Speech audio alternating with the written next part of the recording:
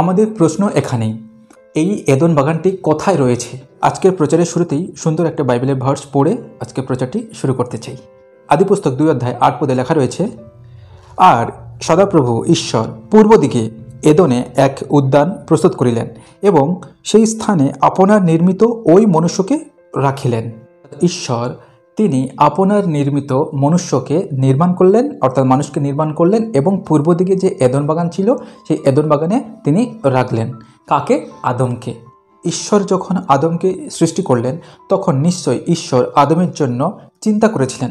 আপনার একটি পুত্র সন্তান এবং একটি কন্যা সন্তান রয়েছে, নিশ্চয়ই আপনি আপনার সন্তানদের জন্য থাকার ব্যবস্থা করবেন, তাদের জন্য চিন্তা করবেন, কোথায় তারা থাকবে, কীভাবে তারা পড়াশোনা করবে, কীভাবে তারা বড় হবে, আপনি নিশ্চয়ই চিন্তা করবেন। ঠিক একরকমভাবে ঈশ্বর আদমের জন্যও ঠিক এই চিন্তাটা করেছিলেন যে আদমকে যখন আমি সৃষ্টি করেছি তার জন্য একটা থাকার ব্যবস্থা করতে হবে। কোথায়? না, এদন উদ্যানে। আমাদের প্রশ্ন এখানেই, এই এদন বাগানটি কোথায় রয়েছে? আদিতে ঈশ্বর আকাশমণ্ডল এবং পৃথিবীর নির্মাণ করিলেন। ঈশ্বর প্রথম দিনে তিনি আলো সৃষ্টি করেছিলেন, দ্বিতীয় দিনে তিনি আকাশমণ্ডল সৃষ্টি করেছিলেন, তৃতীয় দিনে তিনি সেই স্থলভাগ থেকে জলভাগকে আলাদা করেছিলেন, অর্থাৎ জলমণ্ডল তিনি সৃষ্টি করেছিলেন। চতুর্থ দিনে ঈশ্বর আকাশে যে সমস্ত আমরা ক্ষুদ্র ক্ষুদ্র নক্ষত্রগুলো দেখতে পাই, যেগুলো মিটমিট মিটমিট করে জ্বলছে, ঈশ্বর সেই সমস্ত নক্ষত্রগুলো তিনি সৃষ্টি করেছিলেন। পঞ্চম দিনে ঈশ্বর পশু পাখি সৃষ্টি করেছিলেন। ষষ্ঠ দিনে তিনি সৃষ্টি করেছিলেন মানুষকে এবং সপ্তম দিনে ঈশ্বর তিনি বিশ্রাম নিয়েছিলেন।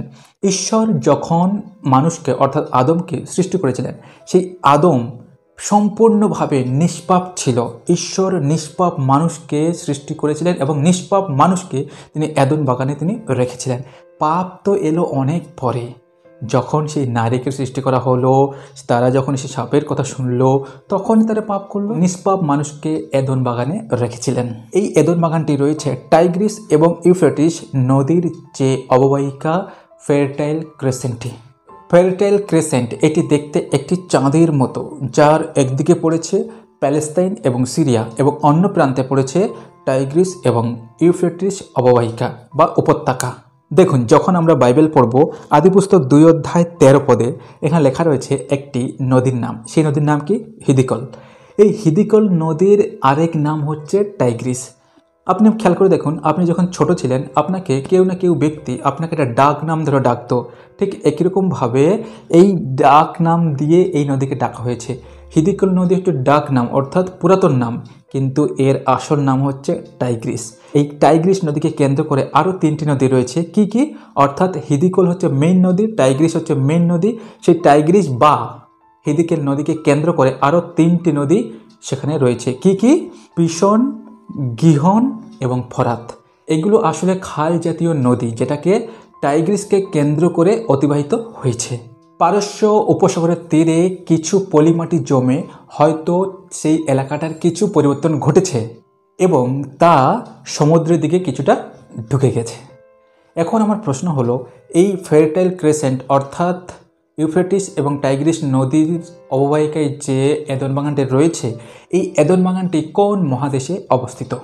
এই এদন বাগানটি কিন্তু এশিয়া এবং ইউরোপ মহাদেশকে কেন্দ্র করে রয়েছে। আমাদের পৃথিবীতে টোটাল 7টি মহাদেশ আছে। কি কি? এশিয়া, আফ্রিকা, ইউরোপ, উত্তর আমেরিকা, দক্ষিণ আমেরিকা, ওশিয়ানিয়া এবং আন্টার্কটিকা। এই 7টা মহাদেশ আছে। টাইগ্রিস এবং ইউফ্রেটিস নদীকে কেন্দ্র করে রেখেছে 4টি দেশ: ইরান, ইরাক, সিরিয়া এবং তুরস্ক। আমাদের পৃথিবীতে মোট দেশের সংখ্যা হচ্ছে 195টি, এটি 2023 সাল অনুযায়ী। যখন আমরা এশিয়া মহাদেশের কথা বলবো তখন এশিয়া মহাদেশের টোটাল দেশের সংখ্যা হচ্ছে 48টি, অর্থাৎ 48। এই 48-এর মধ্যে আমাদের ভারতবর্ষ দেশ রয়েছে। ইরান এবং সিরিয়া এটি পড়েছে পশ্চিম এশিয়ার মধ্যে। ইরাক এবং তুরস্ক অর্থাৎ তুর্কি এটি পড়েছে ইউরেশিয়ার মধ্যে, অর্থাৎ ইউরোপের মধ্যে পড়ে গেছে কিছুটা। তাহলে এখন আমরা বুঝতে পারছি এশিয়া এবং ইউরোপকে কেন্দ্র করে রয়েছে কিন্তু সেই এদন বাগানটি।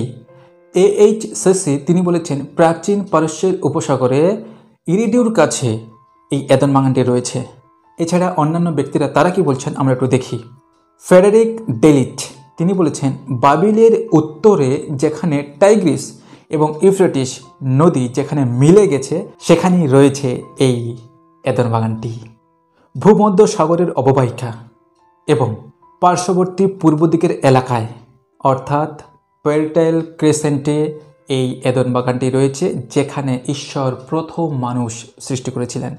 সুতরাং দেখুন ঈশ্বর কত মহান যে তিনি আমাদের এশিয়া মহাদেশে ফার্স্ট মানুষ তিনি তৈরি করেছিলেন। তাহলে এশিয়া মহাদেশের বাসিন্দা হয়ে কেন আমরা সেই মহান ঈশ্বরকে আরাধনা করব না? কেন সেই মহান ঈশ্বরকে আমরা প্রশংসা করব না, ধন্যবাদ করব না, তার গুণগান করব না?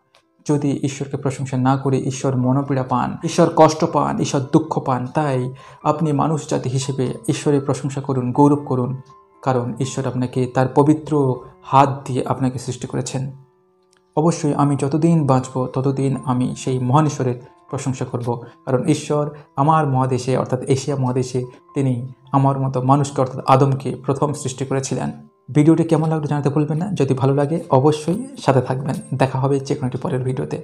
ততক্ষণে আপনারা ভালো থাকুন, সুস্থ থাকুন এবং সবল থাকুন।